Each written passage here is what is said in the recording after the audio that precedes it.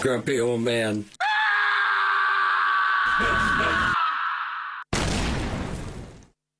Hi, welcome back to Grumpy Old Man talking about Allan Holdsworth. Last week we started the episode and we already came to album 6 of the 60. So we're gonna take up some speed now and run through the... No, we're gonna just talk about the great Allan Holdsworth, by the way, a guitar player who every guitar player knows, but wasn't really known in large audiences. He also always played it in small clubs until the end, but it was always great. And when he started playing with UK and got bigger audiences, he started to get a little nervous, I think.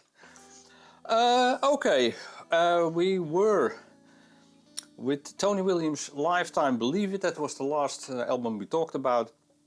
And during that period he got a phone call from the guys from Discreet Taylor. That's the guy who runs this CTI label, and asked if he would make his own solo album.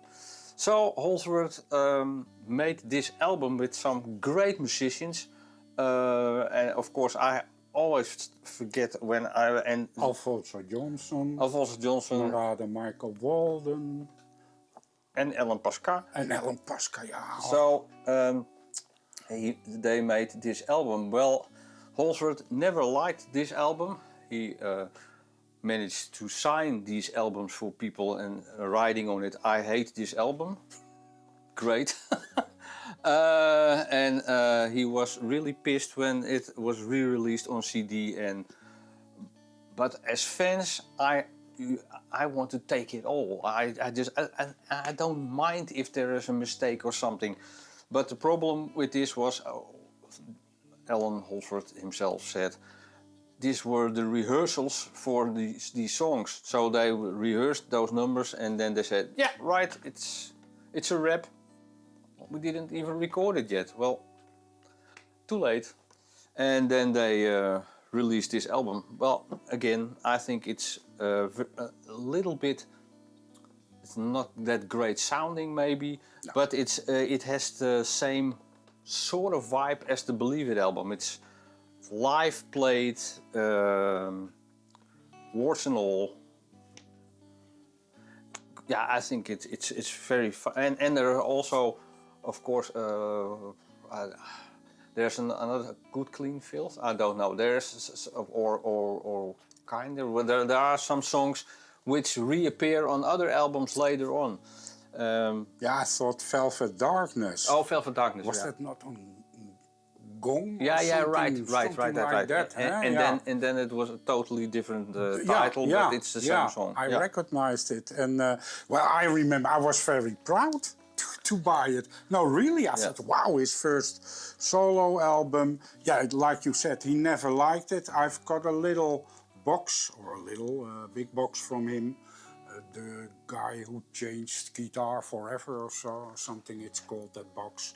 And in this box are all his solo albums, except this one. He just didn't like it. I liked it.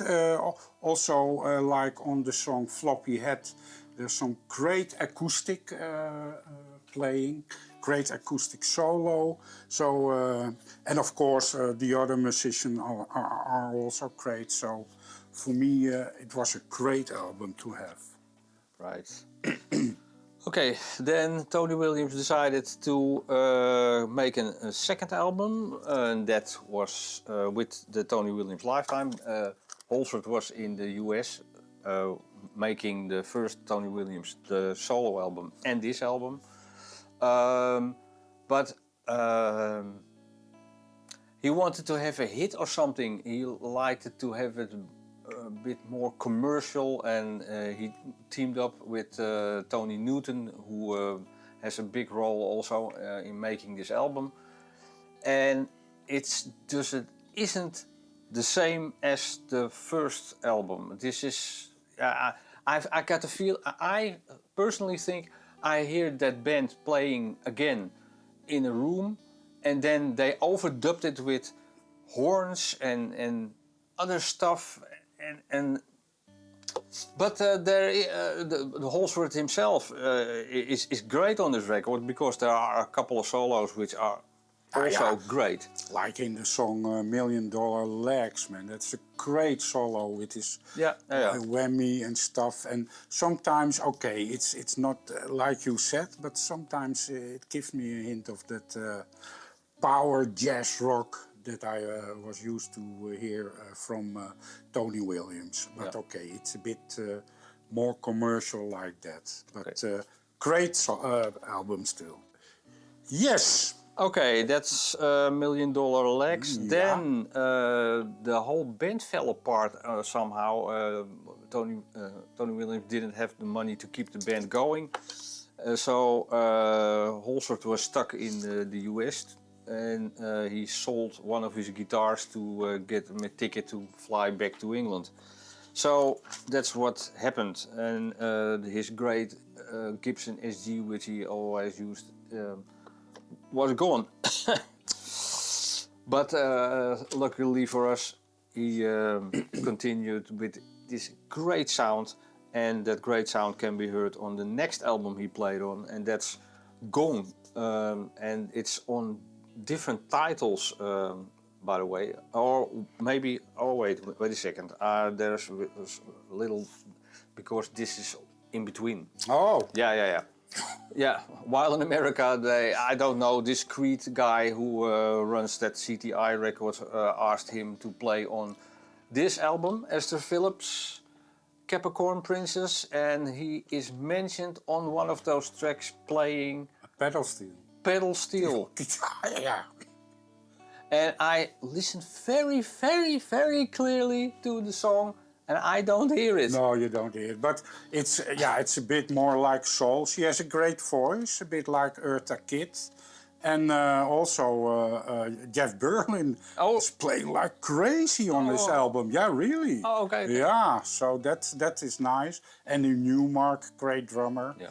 But it's, for Holdsworth fans, it's not maybe really interesting. No. So, then, continuing on. And back.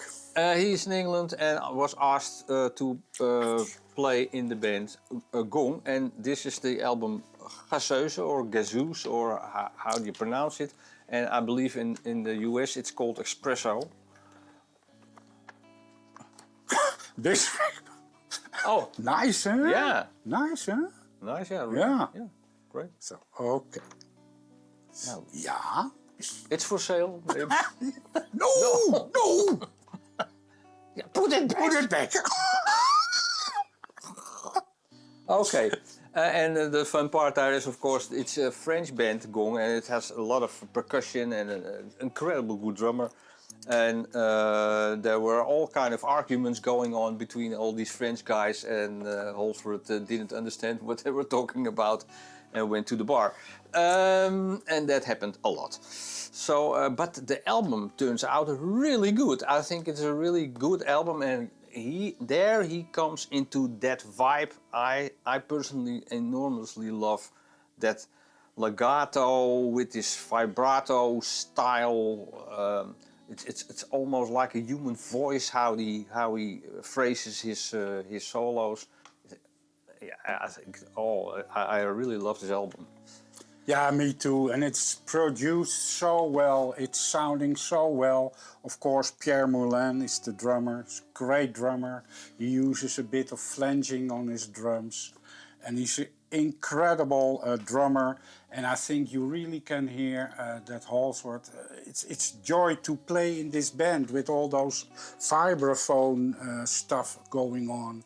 Those different types of music.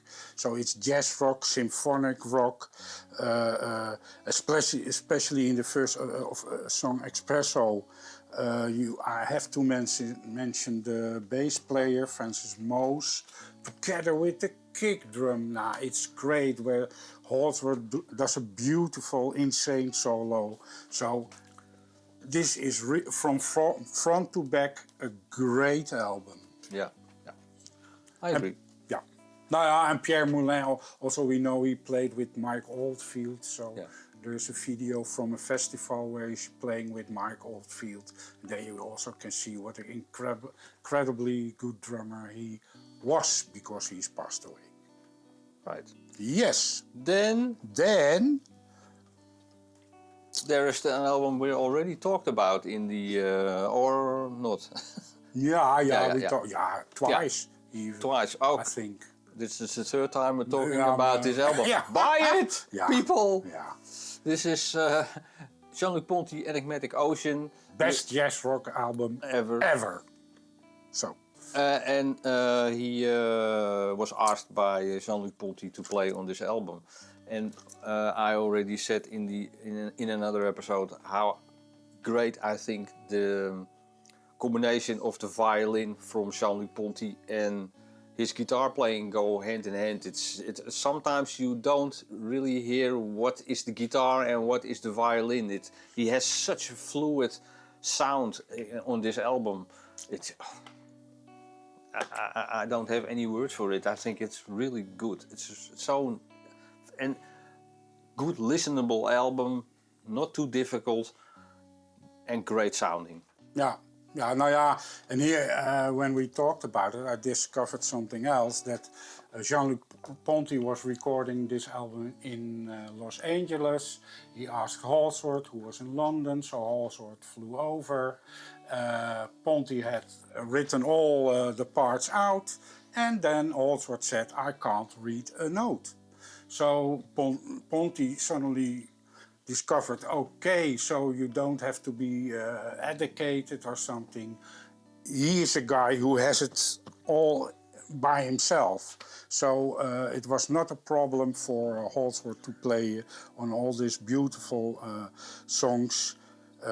We talked about it, the song Enigmatic Ocean, where everybody is racing through the solo parts, and then Holdsworth, when you really think, well, now he's going to go off like a rocket, he just slowed down and plays some very few slow notes, and that's incredible good. Also the Turtle to the Sea, the song, a beautiful dreamy solo. Great album. Then he still lives in England, of course. Well, he doesn't move. Oh yeah, he does move into the US, but it's very later on. And he plays all the time in improvised bands and settings, and there are a lot of BBC material of all kinds of different bands where he plays in, and it sounds all a little rough to me. And I was looking for this album, John Stevens, which is John Stevens, Touching On. I searched for this album for a very, very long time, and when I found it and listened to it, I thought, okay, it's not really my cup of tea. The first song is 21 minutes, the second one is 14 minutes, and the last, finally, that's called finally, is 1 minute 40. That's really good.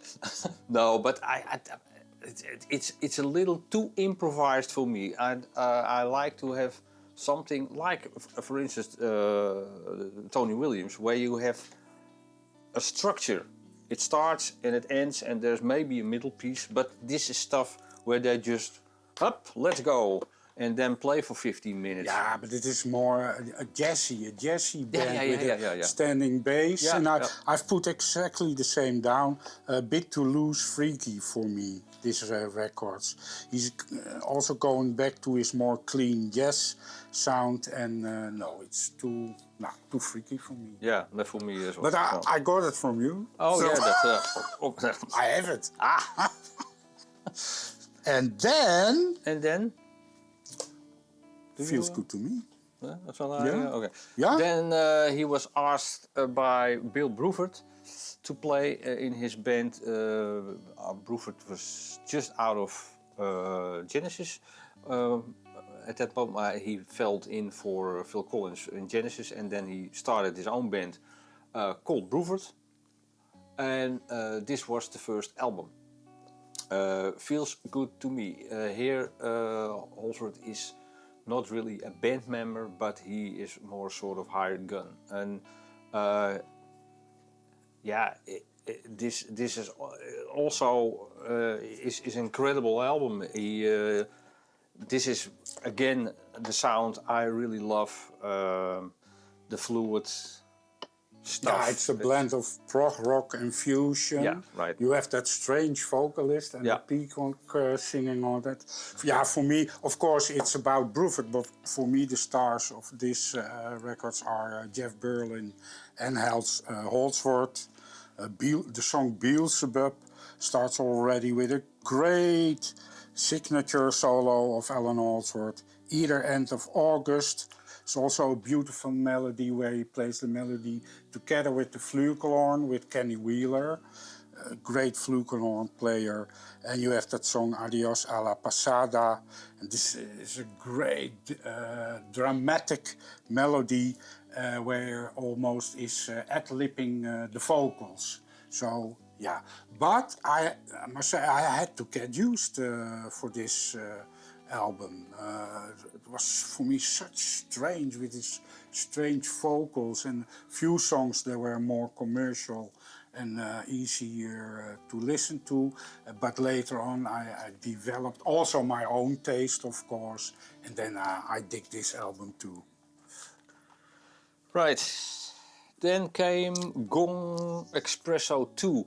Well, it's not an album where Holdsworth is prominently on, but there are a couple of songs where he plays on, and of course the standout track on this one I think is Soli, which has an incredible guitar solo. Yeah. And also playing on this album is Mick Taylor from the Stones. Believe it or not, he plays on one song, the first song, Heavy Tune. And I think Holdsworth was also in the studio when Mick was there, because we talk later on about a strange coincidence listening to the album which Mick Taylor made years later. But also a great album. I think it doesn't sound that good produced as Gazoos, No. but it's still a great album.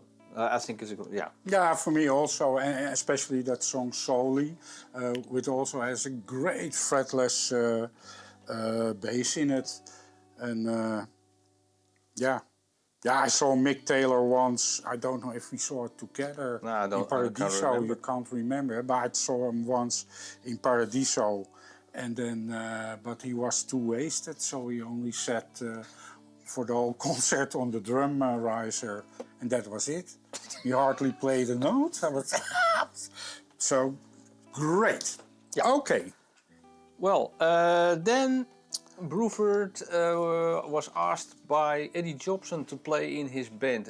He would first be playing with Robert Fripp, but he wasn't available, and then, or he didn't want to do it. And then Jobson asked John Wetton and Bill Bruford to join his band UK, and Bruford said, well, I got this great guitar player, let's try him out. And so UK became a band with Allan Holdsworth on guitar. They made this album. Holdsworth said about this album that he didn't really liked it because it was all too strict, not too, and he was used to be more loose, and that's because it's a song-oriented progressive band. That's, I think that's yeah. But still, he makes his mark on this album, of course, with the great "In the Dead of Night" guitar solo, which is one of the best solos maybe he ever did. Well, personally, I don't think so, but it's an incredible solo. But the last two songs on this album are more jazzy-like, Nevermore and Mental Medication, and there is where Holdsworth put his mark more on UK, and yeah, it's a great album. Yeah, I really love the album, and not only because Holdsworth is playing on it, but I love the whole UK stuff. Yeah. That's Eddie Jobson. Yeah, great keyboard player. Yeah. So the progressive fans always say that you have two standing out solos, guitar solos, in the progressive symphonic rock music. That's first or fifth, Steve Hackett, and then the other one is UK. So the start of the solo is on 2 minutes 58, and he is ending on 4 minutes 30. In the Dead of Night. In the Dead of Night, that song indeed. Yeah. So you have 2 minutes 30 of delightness, and it's created on the fly, that solo.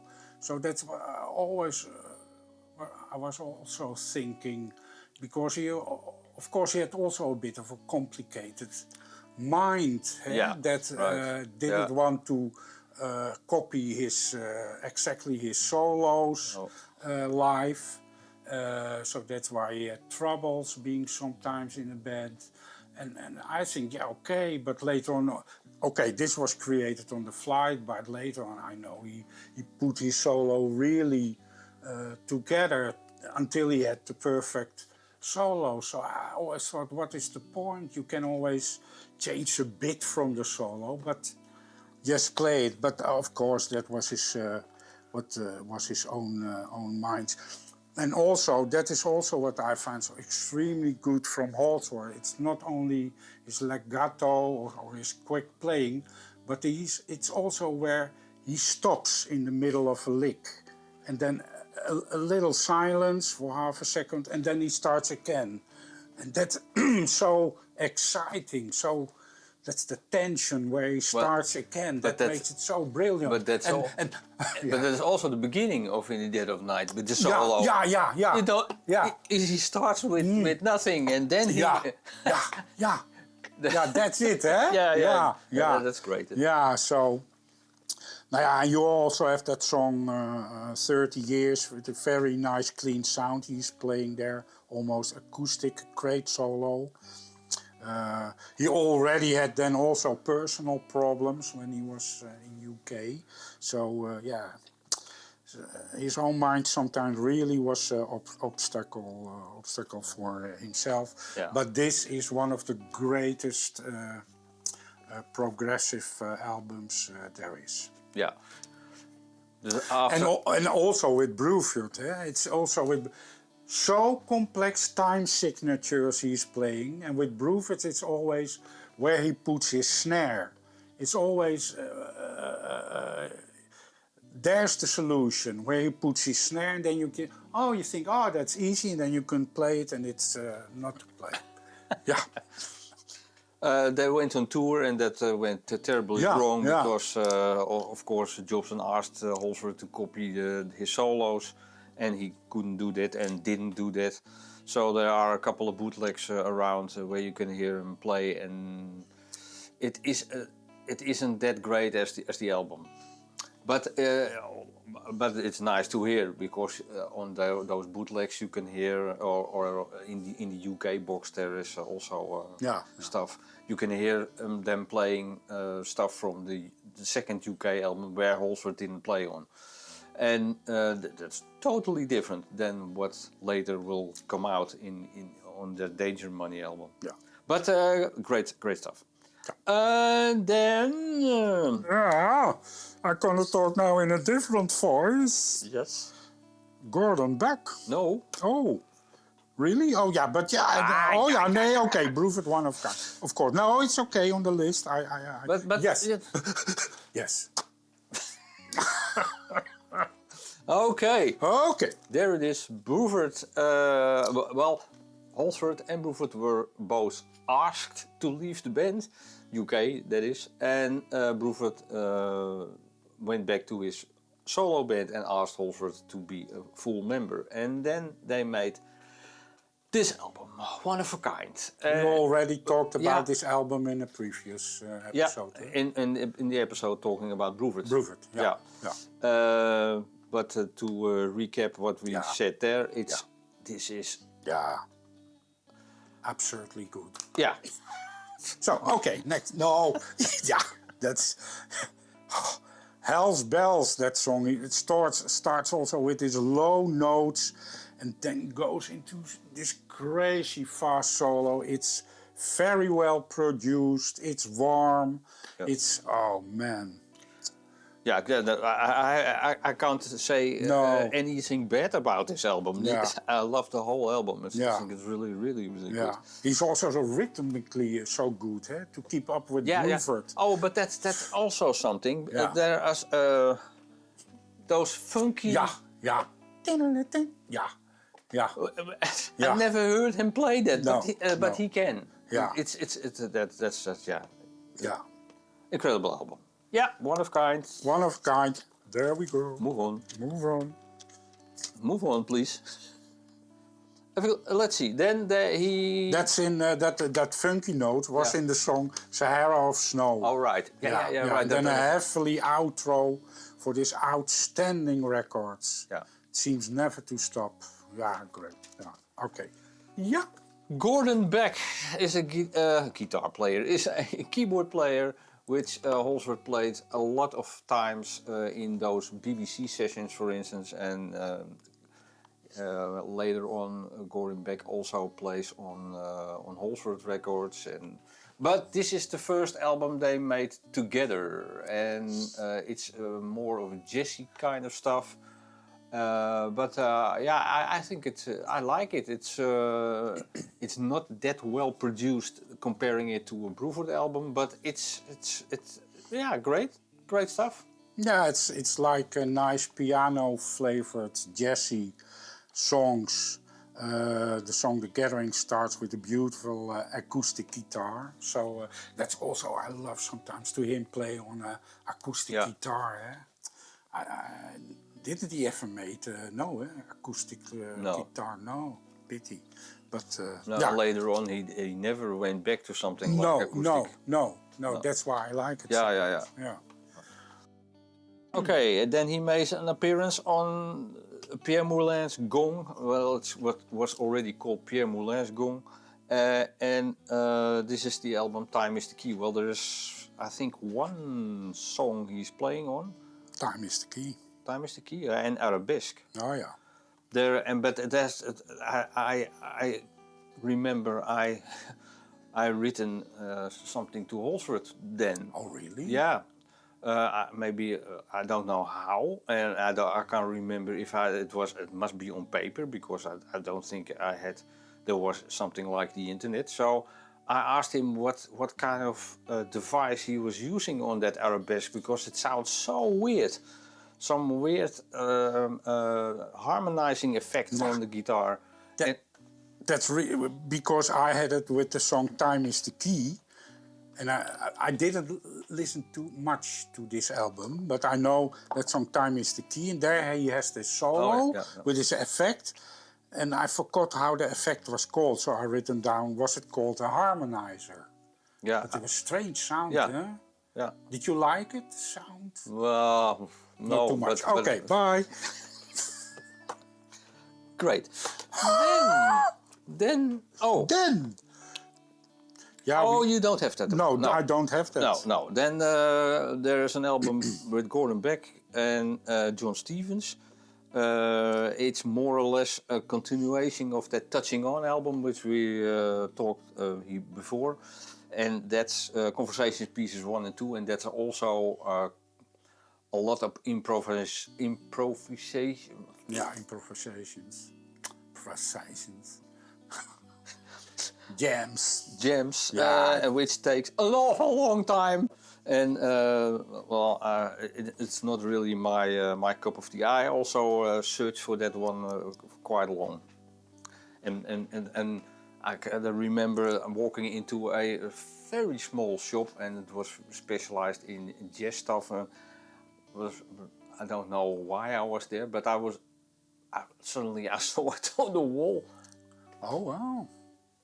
Looking for it for quite a long time, and then you see it hanging there. Well, it was really strange. Yeah. Well, I think I looked for it a couple of years ago, But I thought, well, the vinyl is really expensive, and it was too freaky for me. Yeah, that's true. Didn't buy it. No. Do we take one more and then?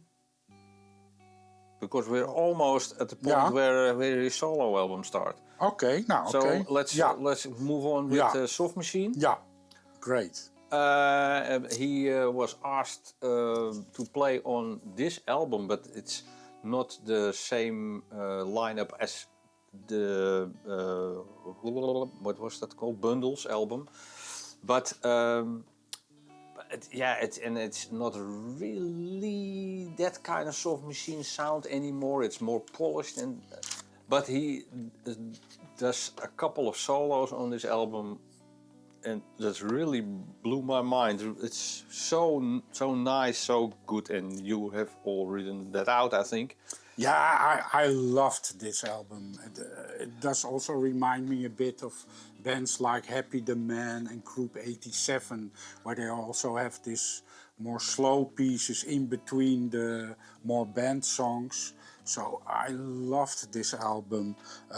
Such variety of songs. And like the song Black Velvet, this perfect lazy rhythm in between jazz and rock, and it's more sometimes with this record about the melodies than really playing a solo. He played such great melodies with these transposes every time together with the chords. And the song like Sly Monkey, it's a beautiful intro. There he does this intro with all this layered notes, right. Then all together, stapling all those notes, and that's also so beautiful and a perfect solo. Also really created for this song. So sometimes I think, he just plays what he always do. But sometimes I think, okay, he's now really into this song, and this solo only fits in this song, like Sly Monkey. Yeah. Okay.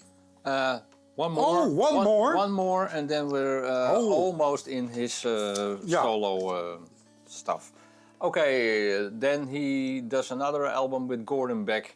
The things you see, and the fun part is this is only guitar and piano, no other musicians, and I really like this album. It's really, and there is again Golden Lakes from the not Belladonna, Ingeborg's Range, and also I believe Velvet Darkness, but then again piano guitar setting. And a totally different, it's the same song but totally different. And there's also The Things You See, which will come later on. And there's also At the Edge, which sings Holdsworth again. This is his last vocal performance, sings. I think you will sing that, but I mean. And funny Valentine. No, okay. Funny Valentine. No. Okay, we're talking about Holdsworth. Holdsworth, yeah, okay. And I think I really love this album, but it's really relaxed and stuff, and he plays just beautiful, and I think Gordon Beck also does a great job. Yeah, for me this is also a very special album. It has to do with you also. Oh. It was 1984, people. And that was the last year I was living at home in my parents' house. I asked Peter, can you maybe tape for me on a cassette, maybe some more light records, more like a jazzy thing, because I also like to listen to music when I was reading, and then more light thing. Okay. In 2017, I was clearing up some cassettes and was listening through them. And so that's about 30 years later. And then I suddenly stumbled to this cassette, and there was nothing written on the cover, but I hear this beautiful music. And I suddenly thought, oh God, that was one of the last things you recorded for me when I was living at my parents' house. didn't know what it was. On the other side, there was also great music. So I asked you, and then you said, yeah, it's Gordon Beck. On the other side was Phil Kecky, Master and the Musician. It was a beautiful record. So then in 2017, I thought, well, I have to buy this record. I bought it, and it's one of my favorites on a Sunday morning. Yeah, it's that here wonderful jazzy light album. You can always play it, and great pair. Yeah, great. Okay, great. Yeah. Okay, let's wrap it up. Wrap it up. And we are already in 1981, and we only have to go to 2008. So, okay. Yeah. See you the next time. Yeah, see you next time. Thanks for watching again, and see you next time. See you next time. And this is Peter, and I'm Mark. Oh yeah. And we're from the Netherlands. And goodbye. That's flowers. Bye. Bye-bye. It was wonderful. Bravo. I loved that. Yeah, it was great. It was pretty good. Well, it wasn't bad. Well, there were parts of it that weren't very good. It could have been a lot better. I didn't really like it. It was pretty terrible. It was bad. It was awful. We're doomed. We're dead already.